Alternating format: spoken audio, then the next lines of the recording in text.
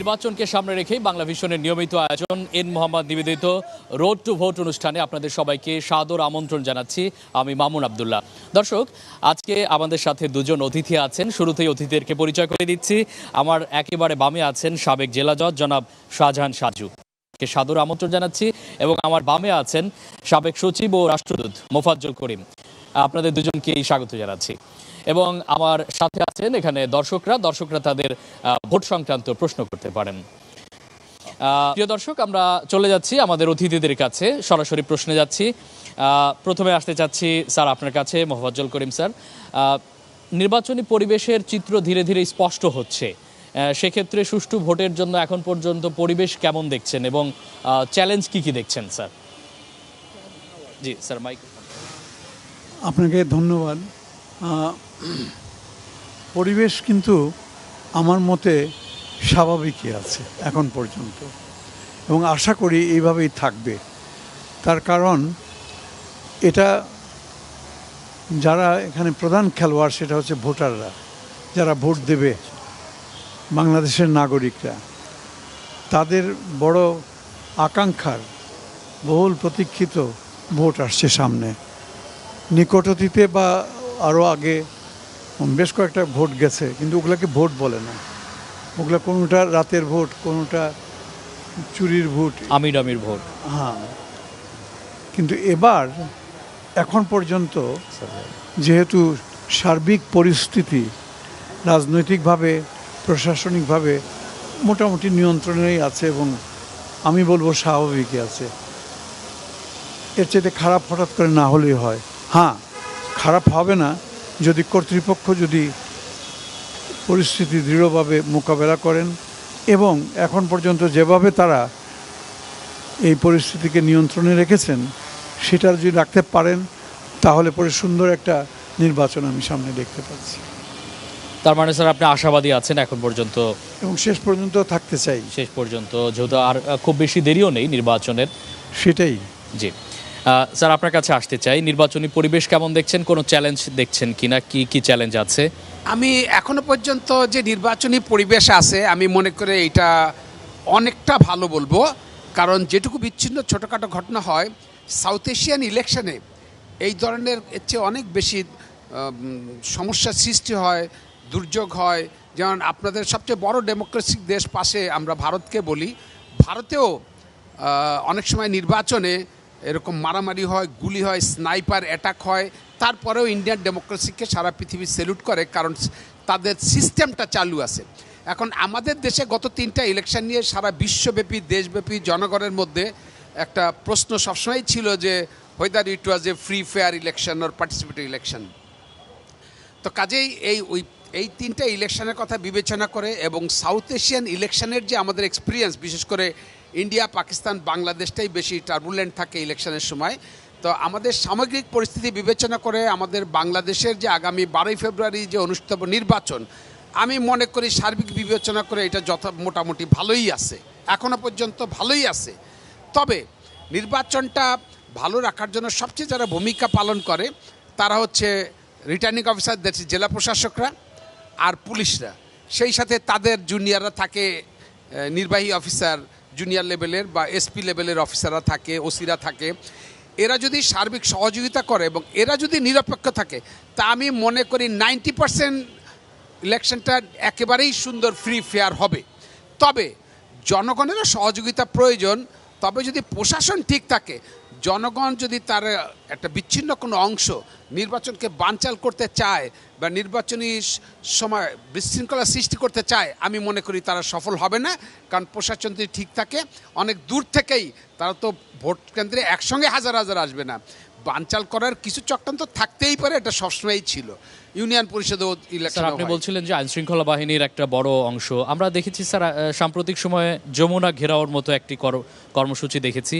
এইটা কি নির্বাচনে কোনো প্রভাব ফেলবে স্যার?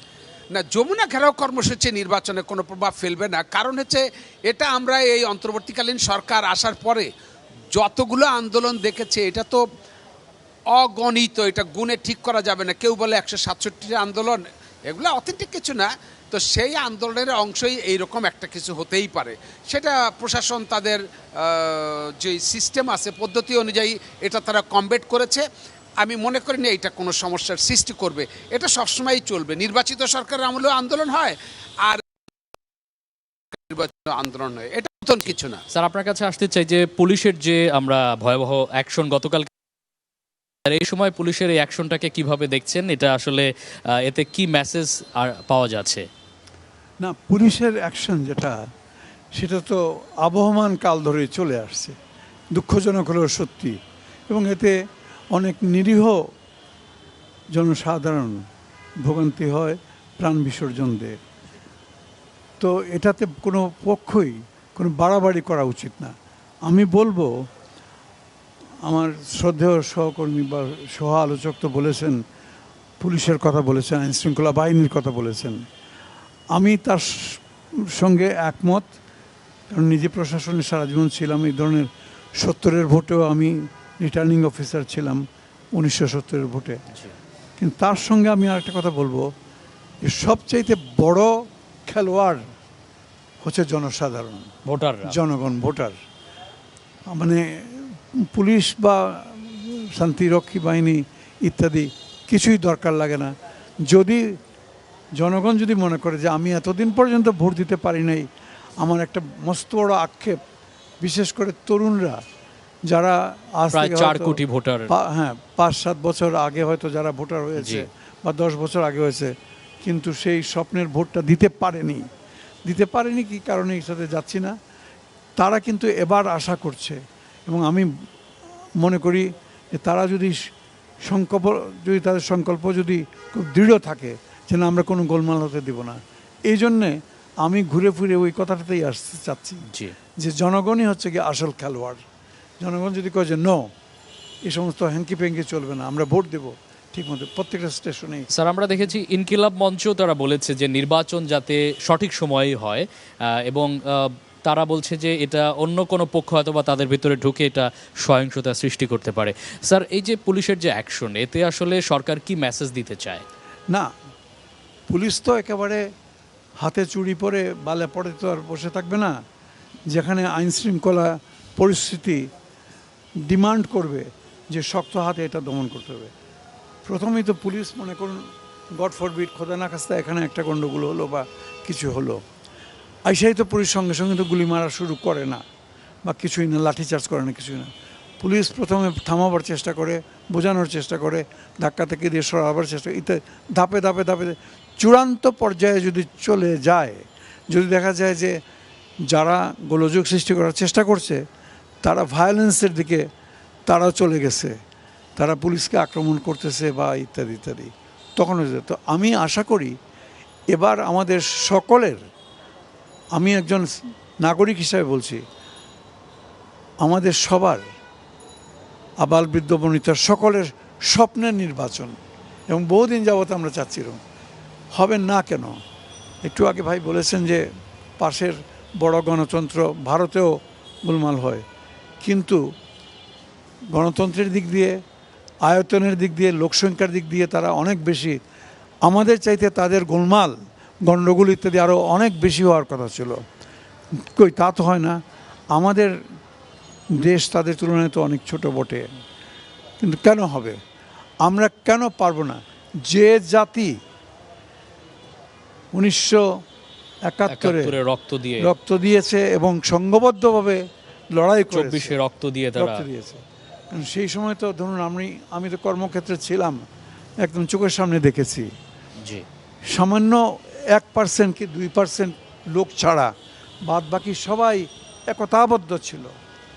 রাজনীতি বোঝে না, আওয়ামী লীগ কি, মুসলিম লীগ কি, ইত্যাদি ইত্যাদি বোঝে না।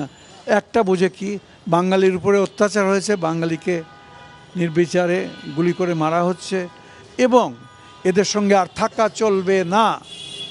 এই ধারণাটা যখন সৃষ্টি হয়েছে, তখন বাঙালি জাতি একতাবদ্ধ হয়ে গিয়ে তারা লড়াই করেছে। তো এখন কেন আমরা একতাবদ্ধ হতে পারবো না? যে আমাদের এত বদনাম হচ্ছে, আজকে 52-53 বছর হয়ে আমাদের স্বাধীনতা হয়েছে, কিন্তু আমরা এখন পর্যন্ত আমরা বিশ্বের কাছে পরিচিত, আমরা কি যে আমরা একটা নির্বাচন করতে পারলাম না। এটা তো জি। আফসোসের ব্যাপার।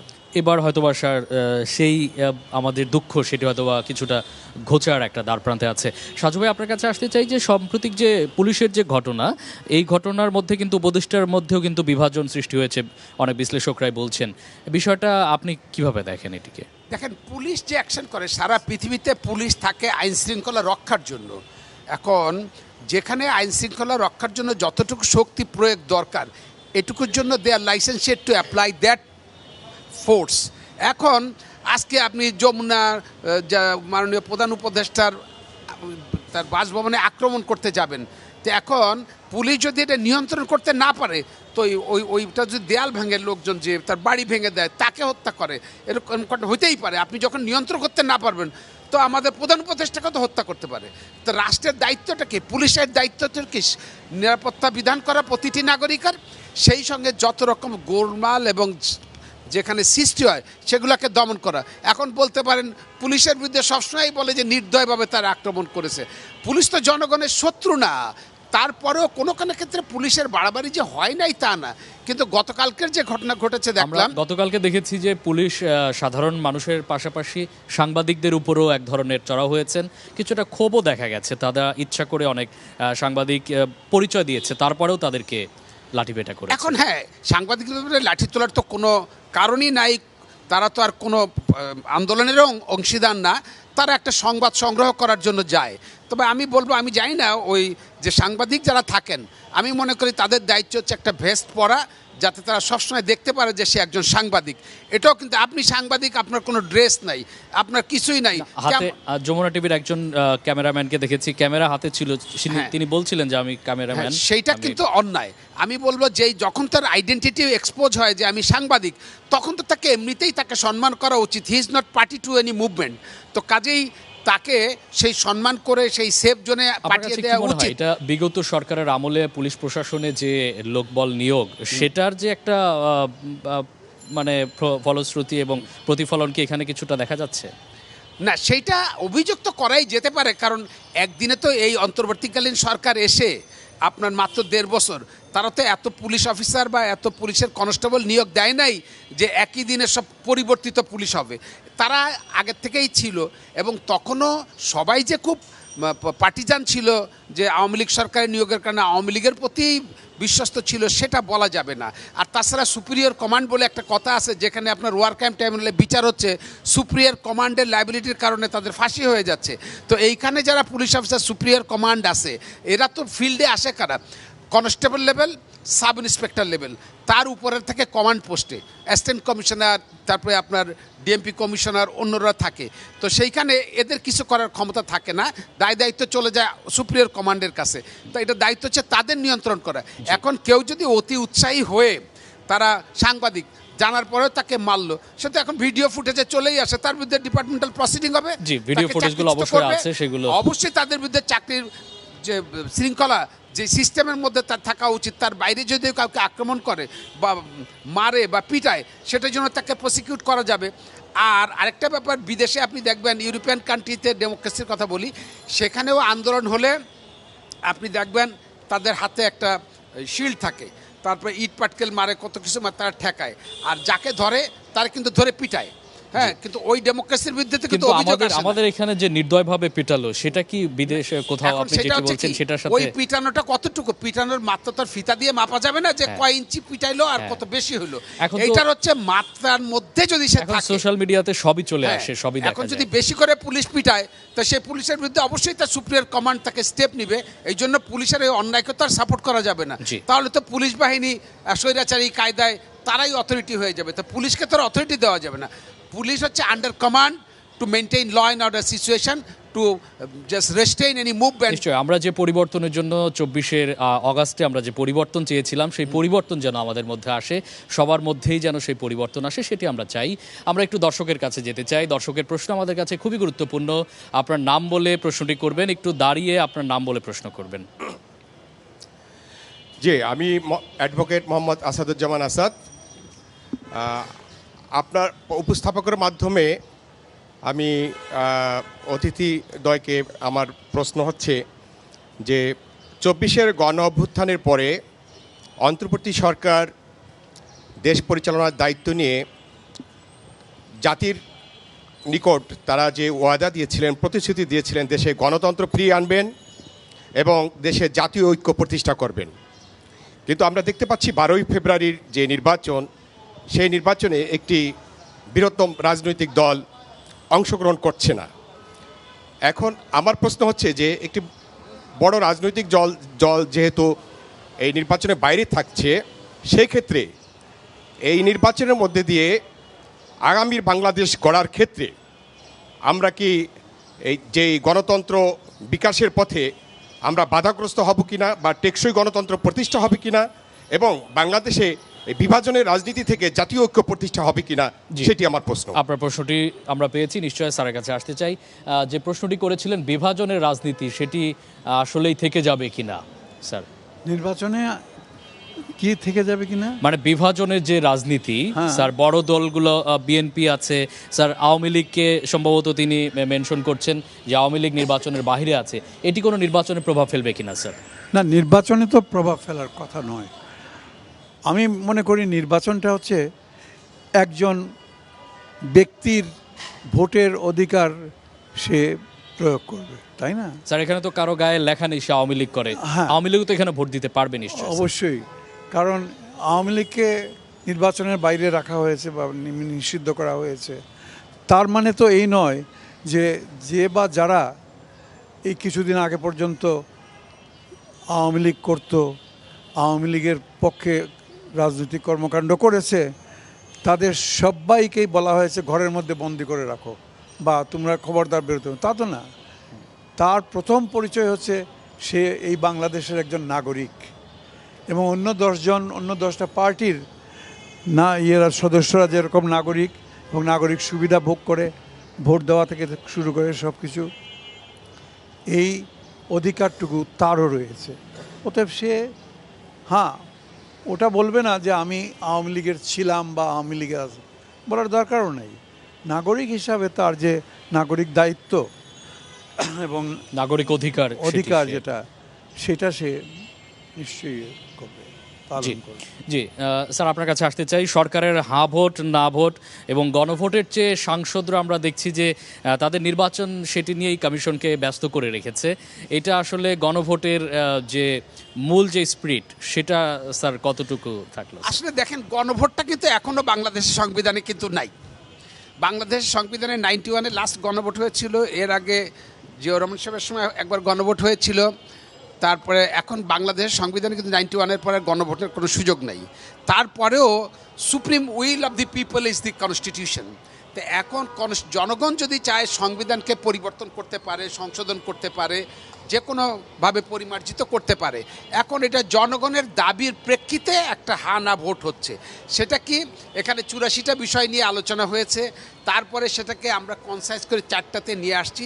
এইখানে যে ডিফিকাল্টিসটা দেখা যাচ্ছে যে এই 4টার মধ্যে সব প্রশ্নই আছে। এখন আমি হ্যাঁ বললে সব 84টাকেই হ্যাঁ বলা হয়ে যাচ্ছে in the form of putting my vote on হ্যাঁ, আর যদি না বলি 84টাই না হয়ে যাচ্ছে। এখন এইটা খুবই একটা স্বাভাবিক প্রশ্ন কিন্তু থেকেই যাবে যে হা ভোট এবং না ভোট যে আমরা দিব গণভোটে, এইটার সামগ্রিক চিত্র কিন্তু জনগণ বুঝতে পারতেছে না। শুধু একটা বোঝে যে যদি আমরা হ্যাঁ ভোট দেই, নতুন করে যে এই এতদিন পরে যে একটা কনসেনসাস, এত মিটিং হলো, তারা সবাই মিলে বললো যে সংবিধানে অনেকগুলো পরিবর্তন আনতে হবে। কিছু নির্বাহী আদেশে পরিবর্তনের কথা বলা আছে, কিছু সংবিধান সংশোধন করে পরিবর্তনের কথা বলা আছে। তো সেখানে যদি বেশি যতটুকুই আমরা বুঝাতে পেরেছি, সবাই সবসময় সব জিনিস বুঝবে তা কিন্তু না। আমরা কেউই কিন্তু সব কিছু বুঝি না, কিছু কিছু বুঝি। এখন জনগণ যেটা এতদিন পর্যন্ত প্রচারণা যতটুকু বুঝেছে, ওইটার ভিত্তিতে যদি তারা হ্যাঁ ভোট বেশি দেয়, তাহলে ওই 84টার ভিতরে যা আছে, পরবর্তী গভর্নমেন্ট যে আছে তার উপর এটা বাধ্যকর হবে, করতেই হবে। আর যদি পরবর্তী সরকার এসে এই সংবিধান পরিবর্তন, নির্বাহী আদেশের কাজগুলো না করে, তখন তাদের বিরুদ্ধে জনগণ আন্দোলন করে তাদেরকে উচ্ছেদ করে দিবে। এই জন্য এইটা যেমন একটা বড় দিক, এইটার প্রচারণা কম হোক বেশি হোক হচ্ছে। কিন্তু সবচেয়ে বড় বিষয় হলো রাজনৈতিক ক্ষমতায় কে আসবে। এখন স্যার যেটা বললেন যে আওয়ামী লীগ ক্ষমতায় নাই, ঠিক আছে, আওয়ামী লীগ নির্বাচনে নাই, কিন্তু প্রশ্নটা হচ্ছে তার নির্বাচনে জনগণকে বা যে কোনো নাগরিককে কিন্তু ভোট দিতে বাধা দান করা হয় নাই। এখন আমার আওয়ামী লীগ ছিল, আচ্ছা আওয়ামী লীগের পরিবর্তে আমি আরেকটা দলকে দিব, সে আমার পছন্দের, অথবা আমি ওই স্বতন্ত্রকে দিব আমি, কারণ আমি তো রাইট অফ ফ্রাঞ্চাইজ, আমার যে ভোটিং রাইট এটা কিন্তু আমি মানে এক্সারসাইজ করতে কিন্তু কোনো বাধাপ্রাপ্ত হচ্ছে না। নাগরিক অধিকার নাগরিক অধিকার তো আমি প্রয়োগ করছি। এখন বলতে পারে দল হিসাবে দিচ্ছে না, এখন সেটা একটা আন্দোলনের কারণে আজকে আওয়ামী লীগ সরাসরি সেটা নির্বাচন কোর্টের একটা করতে বিষয় পারছে অবশ্যই না। আছে। সেটা তো অন্য একটা বিষয়, সেটা আবার রাজনৈতিক পরিবর্তন যখন হবে তখন আরো কত ঘটনা ঘটবে, এখন পারছে না, পরে পারবে, এইটা একটা সাধারণ বিষয়। জি মামুন, জি স্যার। হেনা সম্বন্ধে আমার জি স্যার, আপনি বলেন স্যার। দুইখান কথা আছে। জি স্যার। দুইখান কথা হলো, যে পদ্ধতিতে জনগণের মতটা কি জানার চেষ্টা করা হচ্ছে, জি ভালো কথা। একেবারে সরাসরি এমন কোনো না যে এই এলাকায় 1 লাখ লোক আছে, তার প্রতিনিধি একজন, তিনি যা বলবেন জনে জনে যা, এটাই হচ্ছে হ্যাঁ না তো। জি কিন্তু আমার প্রশ্ন হলো, আমি যে হ্যাঁর পক্ষে বা নায়ের পক্ষে যে আমি আমার মত প্রকাশ করছি, জি কিসের জন্যে? টেলিভিশনের পর্দায় যে কথাগুলো লেখা হয় বা মনে করুন সরকারি প্রচার যন্ত্রে যেগুলো বলা হয়, সেটা আমার দেশের শতকরা কয়জন এটা বোঝে আমাকে বলেন? জি স্যার। কয়জন বোঝে? তার কারণ এখানে একটা বিরাট শূন্যতা আছে। এই যে বিষয়গুলো যেগুলো আসলে খুব জটিল বিষয়, স্যার তাতে কি মনে হয় এই হ্যাঁ ভোট না ভোটে এটা আসলে কি পরিণতি দাঁড়াবে আমি স্যার? আসছি সেটাতে। জি স্যার। হ্যাঁ ভোট না ভোট তো এটা বললাম, আমি যে হ্যাঁতে ভোট দিচ্ছি, আমি ক্লাস 5-6 পর্যন্ত পড়েছি, কিংবা একদম লেখাপড়া জানি না, আমি হাল চাষি, কিন্তু আমি ভোটার। আমার একটা ভোট, আর আমার ভাইয়ের মতো অত্যন্ত বিজ্ঞ একজন মানুষ, তার একটা ভোট, আপনার মতো একটা ভোট, সবারই একটা ভোট। কিন্তু আমি যে অশিক্ষিত মূর্খ, কিসের জন্য আমি হ্যাঁ দিলাম বা কিসের জন্য না দিলাম তা তো জানি না। স্যার সরকার সেটি বিভিন্ন প্রচার মাধ্যমে প্রচার করছেন যে হ্যাঁ ভোট করলে আসলে কি কি সুযোগ সুবিধা পাবে, টেলিভিশনগুলোতে প্রচার হচ্ছে, বিভিন্ন গণমাধ্যমে প্রচার হচ্ছে স্যার, যে সংস্কার করা হবে। ঠিক আছে, বিভিন্ন গণমাধ্যমে প্রচার করছেন, সরকার সবই করছেন। স্যার কোনো ল্যাকিংস দেখতে পাচ্ছেন কিনা স্যার এই প্রচারের ক্ষেত্রে? গণমাধ্যমটাতে কয়জন আমার গ্রামবাসী, আমার চাষি বা আমার অন্যান্য মজুর, কৃষক, শ্রমিক, এরা কয়জন এরা এগুলা বুঝে বা এগুলাকে তার অ্যাক্সেস? একই সাথে স্যার এখন তো নির্বাচন, জাতীয় নির্বাচন নিয়ে অনেকে স্যার ব্যস্ত। হ্যাঁ, আমি এটাতে আসতেছি। জি স্যার। যেহেতু শূন্যতারা, গ্যাপটা কোথায়? গ্যাপটা হচ্ছে যে নাই, তার কাছে যে কেউ যাবে। দেশে যদি রাজনীতি থাকতো বা রাজনৈতিক নেতৃবৃন্দ থাকতো, তাহলে তারা গ্রামে গঞ্জে গিয়ে শিক্ষিত অশিক্ষিত সকলকে বুঝতো, ভাই এই হ্যাঁ হচ্ছে গিয়ে এই এই এই বিষয়। তখন আরও 10টা প্রশ্ন করতো, আর একটু বুঝাই, এখন বুঝলাম না। এই জিনিসটা যে গ্যাপটা, তো চোখ বুঝে হ্যাঁ, বা ওই সাহেব, মাতব্বর সাহেব বলেছেন এই হ্যাঁতে ভোটটা দিয়ে যা বা দিস না। স্যার সরকারি কর্মকর্তারা কি এক্ষেত্রে কোনো কাজ করতে পারে কিনা, কিংবা তারাও তো স্যার নির্বাচন নিয়ে ব্যস্ত আসলে? তাদের সীমাবদ্ধতা আরও বেশি, তাদের সীমাবদ্ধতা আরও বেশি, কারণ তাদের সীমাবদ্ধতা তাদের সরকারি টেবিল আর ফাইল আর ওই অফিস আর সাইনবোর্ড পর্যন্ত সীমাবদ্ধ। তার মানে স্যার এই যে গণভোটের যে চূড়ান্ত পরিণতি, সেটি স্যার এক কথায় যদি বলেন কি দাঁড়াবে স্যার? না, এক কথা এটাই বলবো যে হ্যাঁ হয়ে যাবে, জি। হ্যাঁর পক্ষে হোক না এর পক্ষে, হ্যাঁর পক্ষে হবে, হওয়ার সম্ভাবনাই সবচেয়ে বেশি হয়ে যাবে জি। বটে।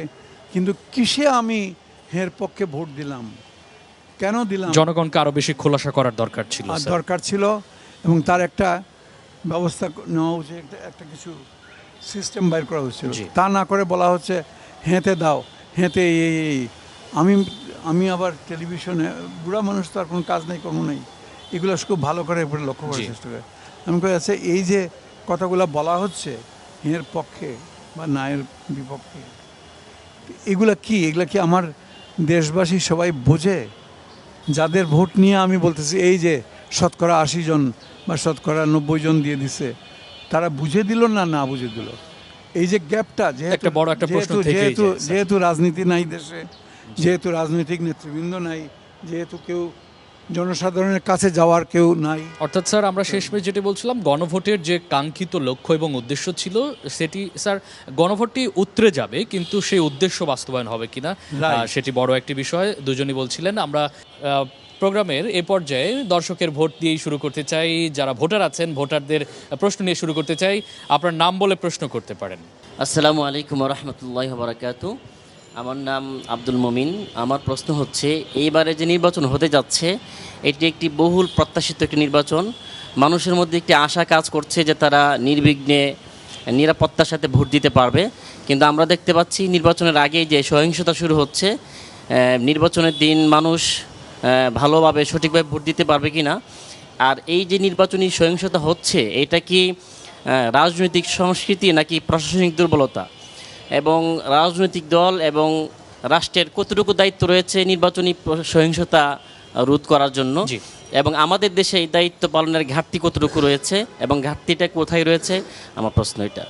জি, আমরা একটু আসতে চাই, আপনার কাছে আসতে চাই। এটি কি রাজনৈতিক সংস্কৃতি হয়ে দাঁড়িয়েছে, যেটি আপনি এর আগেও বলছিলেন যে পুলিশ এরকম পেটাবে, এরকম মারবে, এক দল আর এক দলের উপরে করবে, এটা আমাদের সাবকন্টিনেন্টে যে এশিয়া, দক্ষিণ এশিয়াতে হয়ে থাকে, এটা কি রাজনৈতিক সংস্কৃতি নাকি সরকারের দুর্বলতা আছে? না, আমি প্রথমে বলবো এটা একটা রাজনৈতিক সংস্কৃতি।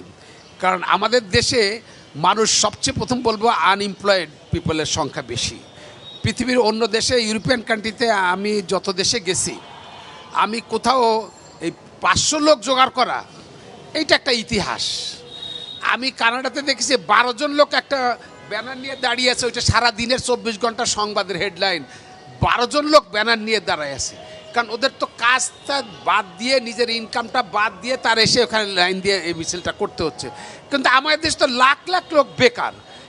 এখন কেউ বলে যে যারা রাজনীতিতে নিবেদিত প্রাণ তারা বিনা পয়সায় আসে, আর যারা নিবেদিত প্রাণ না তাতে আনএমপ্লয়েড 1000 টাকা দিলাম, তারা আসলো, বিরিয়ানিও খেলো, মিছিলও করলো।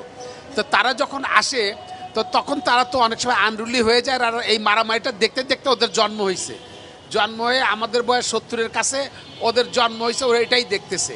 এখন দুইটা দিক আছে, সমালোচনার ক্ষমতার বাইরে থাকলে একরকম, ক্ষমতার ভিতরে থাকলে একরকম। সাংবাদিকদের পেছনে যেমন অত্যন্ত বেআইনি অন্যায়, যখন তার ড্রেস হয়েছে তারপরে তাকে সম্মান করতে হবে। আবার কেউ মিছিলে গেছে বলে তাকে পিটায় শোয়ে হাড্ডি মাংস গুঁড়ো করে দিতে হবে, নো, সেটা না। আবার যদি আমি এদেরকে নিয়ন্ত্রণ করার জন্য যদি আমি যেটুকু পর্যাপ্ত শক্তি প্রয়োগ দরকার প্রশাসনের পক্ষ থেকে, পুলিশের পক্ষ থেকে, তা যদি আমি না করতে পারি, আল্লাহ না করে কোনো দুর্ঘটনা যদি ঘটে যায়, হাজার মব এই দেশে, বেকারের সংখ্যা বেশি, একটা ছোটোখাটো রিক্সার টায়ার বাস হলে 500 লোক জমা হয়ে যায়। তো এখন এই লোকগুলো যদি গণভবনে আক্রমণ করে, যদি ডক্টর ইউনূস সাহেবকেই মেরে ফেলে, তখন বললে বাংলাদেশের পুলিশ প্রশাসন ব্যর্থ, সেনাবাহিনী ব্যর্থ, বিডিআর বিজিবি সবই ব্যর্থ, র্যাব ব্যর্থ, তারা দেশের প্রধান উপদেষ্টাকে করতে পারে নাই। আপনার কাছে এখন মনে হয় এখন পর্যন্ত সরকার আইন শৃঙ্খলা বাহিনীর যে ব্যবস্থা নিচ্ছে এটি নিরপেক্ষভাবেই কাজ করছে? আপনার কাছে আমি মনে করি নিরপেক্ষভাবেই কাজ করছে, আর নিরপেক্ষর কোনো আলাদা মাপকাঠি ফিতা নাই।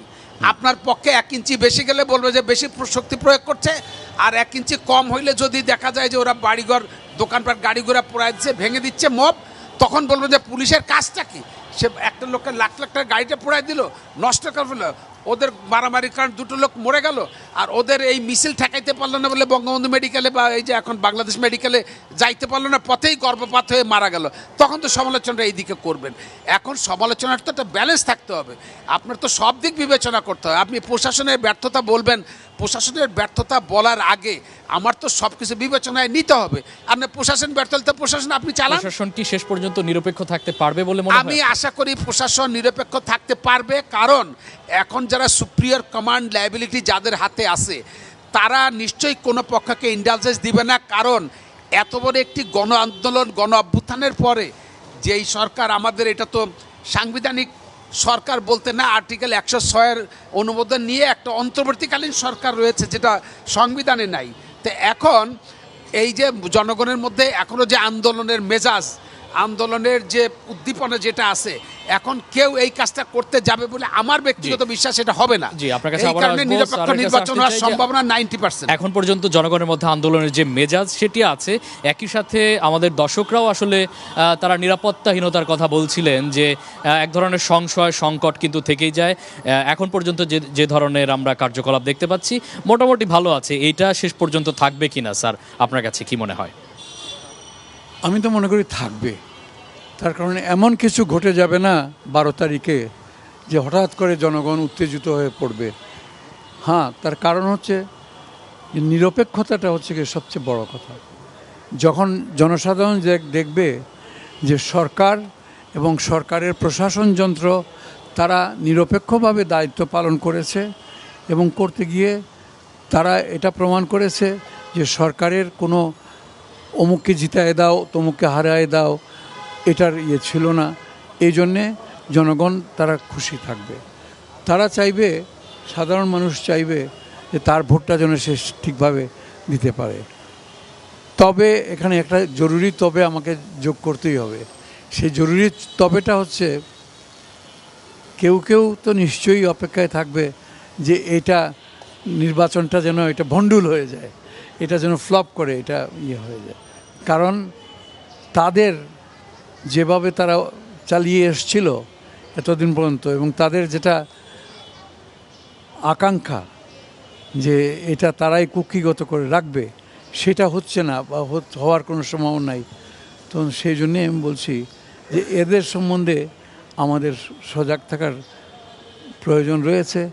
জি, জনসাধারণ যারা নিরপেক্ষ, যারা ইনসাফ পছন্দ করে, তারা যদি ঐক্যবদ্ধ থাকেন, তারা যদি বলেন যে না আমরা যেটা সাদা সেটাকে সাদাই বলবো, যেটা কালো সেটাকে কালোই বলবো, আমরা কোনো রকমের কোনো হেরফের যাব না। এই জন্যে এইখানে যেখানে রাজনীতি নেই, রাজনৈতিক দল নেই, নেতৃবৃন্দ নেই, রাজনৈতিক নেতা উপনেতা টাউট বাটপার নেই, সেখানে দায়িত্বটা কার? তাহলে সাধারণ মানুষ। সাধারণ মানুষ। আচ্ছা, সাধারণ লাস্ট একটা হাফ এ মিনিট, এই সাধারণ মানুষও কিন্তু তার নিজের জীবনযাপন করে, নিজের খেয়ে দেয়ে নিজের সংসার ইত্যাদি সমস্ত করে। এখন তো আপনার নির্বাচনের জন্য তো সে কেউ সব কিছু ছেড়ে দিয়ে এটাতে আসবে না, কর্মী হবে না, সে কর্মী হবে না। কর্মী হবে কেন? তার কি লাভ? তাহলে পরে এই যে শূন্যতাটা, কর্মী নাই অথচ সাধারণ মানুষকে দিয়ে আমরা চাচ্ছি যে আসল কাজটা করাতে, এটার জন্যে প্রশাসন নিরপেক্ষভাবে এবং সম্পূর্ণ সজাগ থেকে আন্তরিকতার সঙ্গে, সব রকমের আন্তরিকতার সঙ্গে, বারবার বলবো নিরপেক্ষভাবে যাতে দায়িত্বটা কাজ করতে হবে। জি স্যার, আমরা আরেকটি প্রশ্ন নিতে চাই আমাদের দর্শকদের মধ্য থেকে। কে প্রশ্ন করতে চাই নাম বলে প্রশ্নটি করুন। আসসালামু আলাইকুম, আমি ইমরান। উপস্থিত দুজন অতিথির কাছে আমার প্রশ্ন, বর্তমানে নির্বাচন পরিচালনায় আইন শৃঙ্খলা পরিস্থিতি যতটা আছে, এই পরিস্থিতিটা নির্বাচন সহিংসতা এড়ানোর জন্য যথেষ্ট আছে কিনা আপনারা মতামত দেবেন।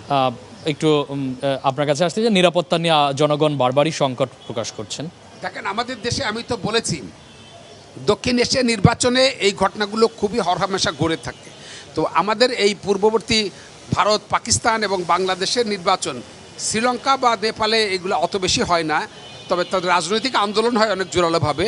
কিন্তু এখনও নিরাপত্তা ব্যবস্থা যতটুকু আছে এবং আমাদের পুলিশ প্রশাসন এবং আমাদের আদার যে প্রশাসন, বিশেষ করে জেলা মানে ডেপুটি কমিশনার সহ অন্যান্যরা যারা আছেন এবং ইলেকশন কমিশনের যে কর্মকর্তারা আছেন, তারা সম্মিলিতভাবে নির্বাচনটাকে সুন্দর সুষ্ঠুভাবে করার জন্য যেভাবে কাজ করে যাচ্ছেন, আমি মনে করি এটি এখনো অনেক ভালো এবং আইন শৃঙ্খলা পরিস্থিতিও ভালো এবং নিরাপত্তা ব্যবস্থা যথেষ্ট ভালো। এখন এর পরে যদি এর কোনো পরিবর্তন ঘটে, আরও যদি সমস্যার সৃষ্টি হয়, সেক্ষেত্রে আমরা দেখব পুলিশ প্রশাসন ব্যর্থ হচ্ছে কিনা।